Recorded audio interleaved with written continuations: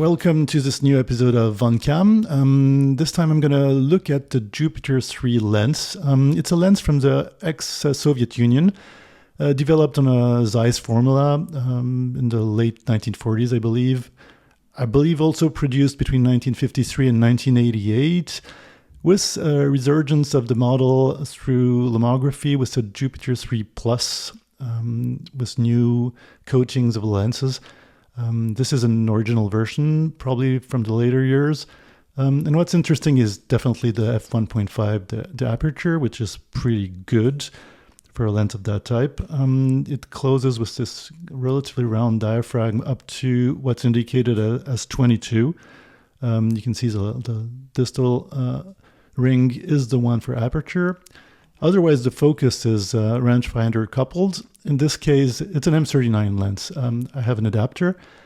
It wasn't very well calibrated, so most of the examples I'm going to show you for this one are made through the digital viewfinder, with the image being focused on the sensor in real time for having really a good idea of the optical formulation and the results you can have with it. But yeah, an aluminum constructed lens, not that well constructed, but well enough, I guess, quite on par with what they used to do at the time in the ex-Soviet Union. So yeah, it's got a very soft bokeh, this sort of twirling bokeh also, rotating bokeh, but we're going to look at the examples and see if its reputation is on par with what I found. So first two images, those are in California. They're taken on a Leica SL2 full frame camera, 47 megapixel, which is really nice to look at the smaller details that come out of the lens, in my opinion, with this micro prism thing on the sensor that goes pretty well with older lenses. I chose those two first pictures. So one is the San Francisco airport on the right, and the other one is a garden in the Bay Area. Near San Francisco. The first on the left, I liked the idea of a high contrast daylight situation where we can already see the kind of character. It gives a good idea of the character of the lens, the geometric, how the geometry is on the lens, and we can see that the bokeh at the distant garden is kind of circular. It's kind of rotating. But in high contrast situations like here with those white flower, we see there's a small diffusion around and gives it a really old school look, but still seems to have a lot of definition. And in situations where the light is more bland and not as it's contrasty, but not exceedingly, as on the picture on the right, it gives us a good idea of the vignetting in the periphery, which is really present, but not that strong, but still present, gives it a character. And we can see with this white airplane also, it gives an idea with both of those airplanes of how 1.5 of aperture can really separate the different distance layers in your composition. So let's focus on the picture on the left, go at the center of the image. So here we go. We see how resolution-wise the image is pretty well defined. There's this kind of diffused light around the white flowers, of course, which is very specific to this lens. Gives it a lot of character, a little bit like Summilux lenses in the Leica category, where those lenses in that period of time tended to do that when they were pretty open in aperture, but we do have a lot of definition, and the bokeh is overall pretty nice if you look at it like this. If we go further away, that's the upper left corner, we do see that there are, in the high contrast zones of the leaves in the background, it gives us this sort of triangular reflection. It's not cat's eye. We're going to see after how those high contrast zones are going to be, but we see this rotation bokeh and those triangles. Doesn't really disturb much in the composition, gives it some character. Let's go to two other pictures. Maybe we'll have a better understanding. I chose the picture on the left at the same place, same garden.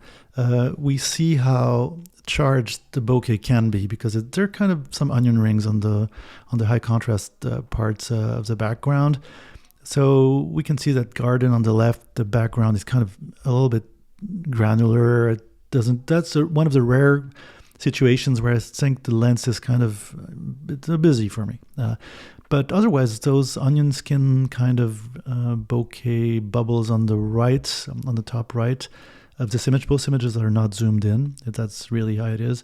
They're okay. They're artistically not that troublesome in my opinion. And as we can see, the small glow there is in the high luminosity parts of the picture here, the flowers, is actually pretty nice. It gives it a really nice touch. Let's go to the picture on the right we had at the beginning at the San Francisco airport. Again, you see that there's a lot of definition in this lens, even with that glow. We can kind of guess it around the windows of the cockpit here. We see the small rivets and everything, but there's some kind of diffuse cloud of something, and that's the glow I'm talking about.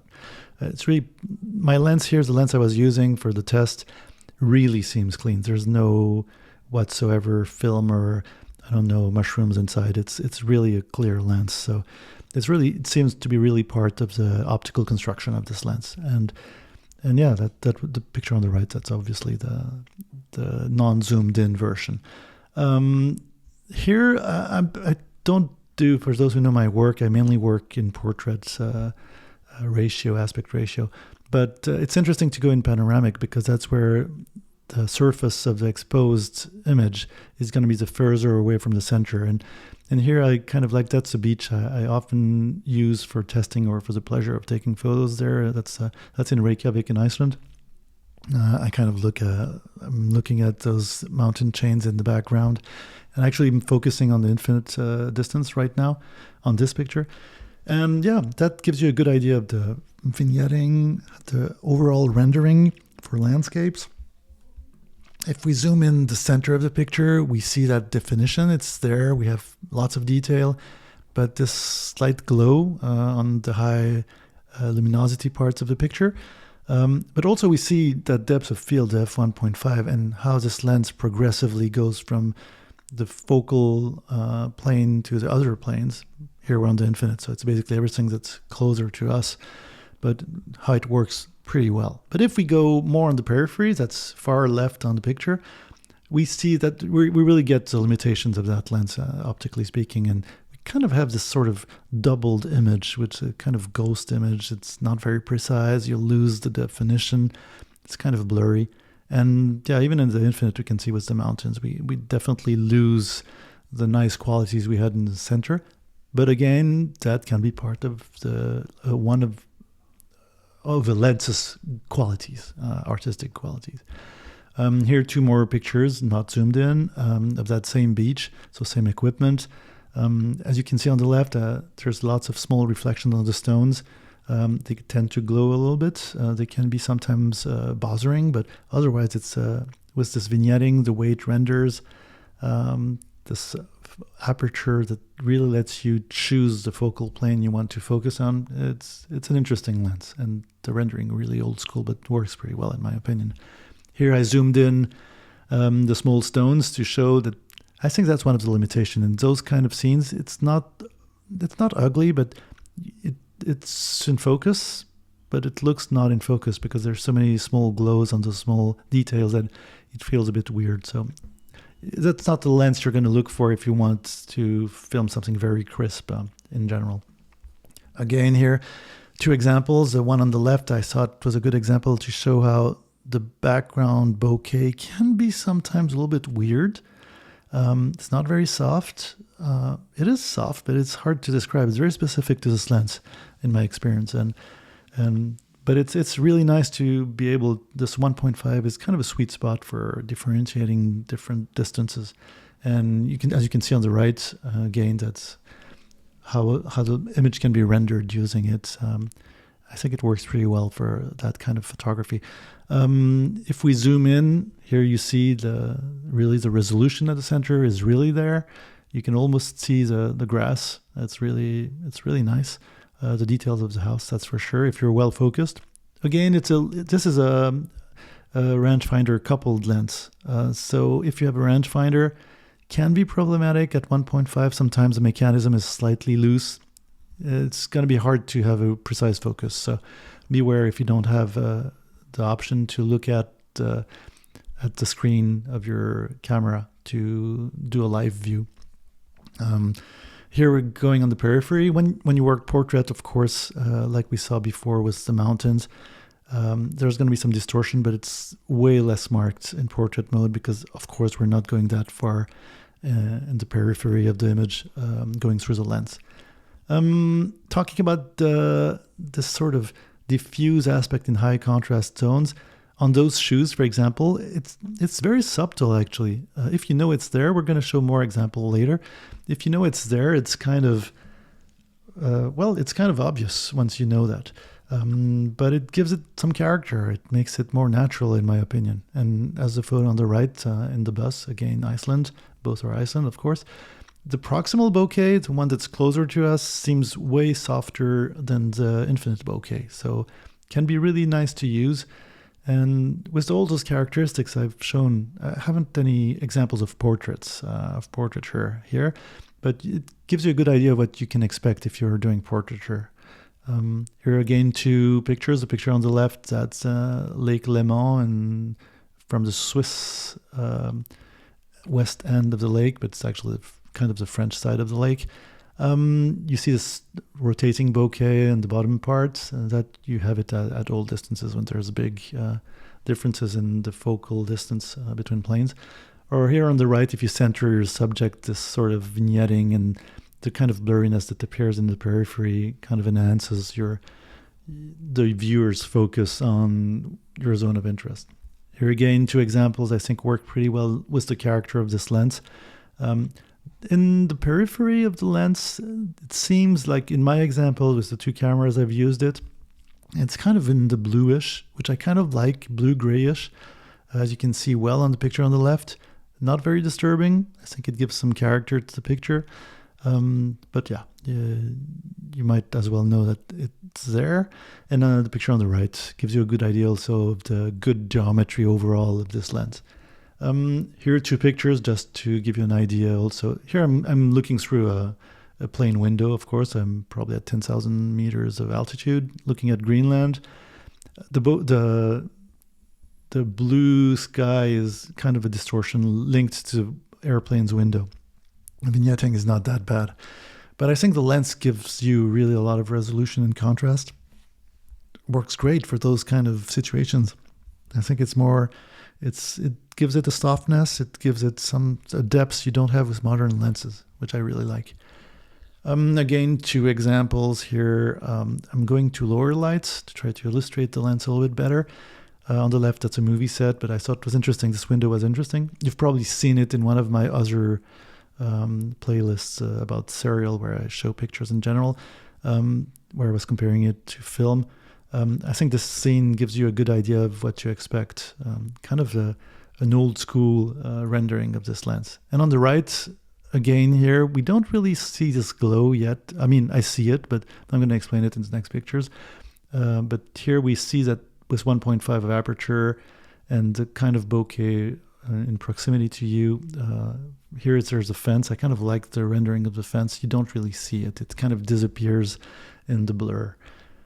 Here's the glow. I had to look for a few examples. It doesn't happen all the time, but in low light situations with very high contrast elements, that's what you're going to have, those sort of ghost-like images around the high contrast, the high luminosity parts of the image, which can be really disturbing depending on what the scene is. And here I think it's kind of disturbing in both. Works better on the picture on the left, of course, because you're peeking through a small slit, but on the right, I think it's kind of disturbing. It looks like almost you had some haze on the lens, which it doesn't, or some moisture, but that was not the case.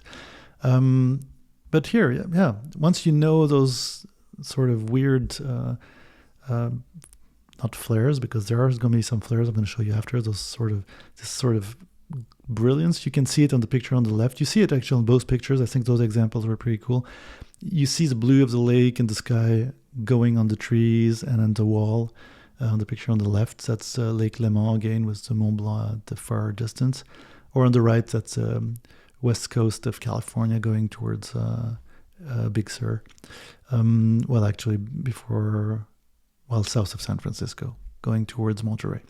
You have that glow, you have that softness, but at the same time, you have the definition. So, interesting lens.